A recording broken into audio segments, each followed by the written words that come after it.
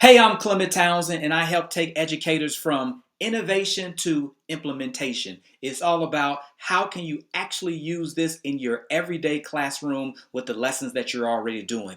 Today, we're taking a look at Google Vids. Google Vids is such a powerful new platform from Google that allows students anyone, but in this video, we'll be talking about students to make their learning visual. How can students create videos to demonstrate their understanding? So you want to go to Google Drive, and when you go to Google Drive, you can click on New, and then you should have Google Vids if this has been rolled out to you. And then once you click on Google Vids, that takes you to the platform. Hello, Clement, let's start creating. So anytime I approach a video platform, I want to make it easy for educators. Sometimes there's so many things you can do, it can be overwhelming. But typically, there are only three things that you need to have knowledge of to be able to implement this in your class and to get your students. Again, this is about the students doing videos for their assignments. You need to know, how do you actually put in videos? How do you actually add text?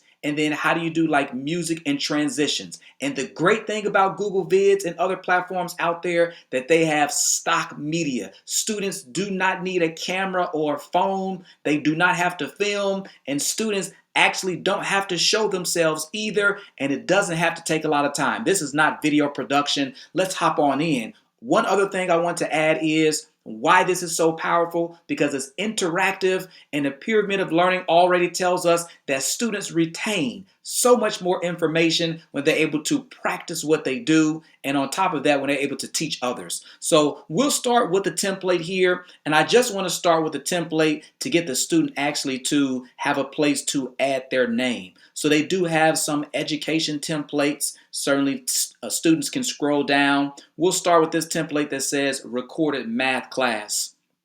And I don't want to actually insert all the scenes. I just want to insert this one scene, and that will allow a student to be able to write their name. So I always say, educators, they only really need to know three things. The first thing is how to add video. So let's say that we have a math problem that says Intro to Basic Algebra. We'll tackle the text later. And the problem is Sarah and her friends walk home from school. Sarah walks 2.4 miles and her friend walks 2.32 miles. Who walks the furthest? And obviously this is going to be on decimal and decimal place value. So I mentioned that Google Vids already has video. So here, when I go on the right side, it says stock media, and you would click on stock media, and you could just type in friends walk home from school. And we don't want all. Certainly they have video, stock images, music, but we're making a video, so we're going to click on videos. And we might have to type it in again.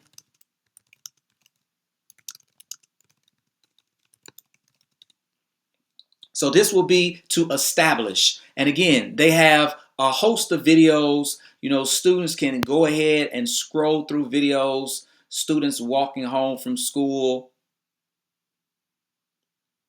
And as we go through, let's just take this one for instance.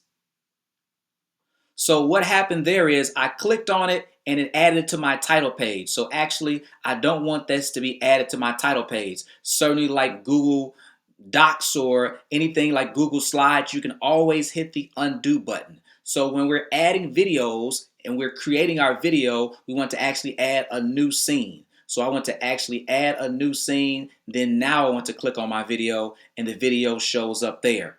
I'm on a Mac computer. When I do control right click, it might be a different keystroke on another computer that allows me to set the video as the background. So I could, have the video as the whole background, or we can have the video kind of here on the side and then add words.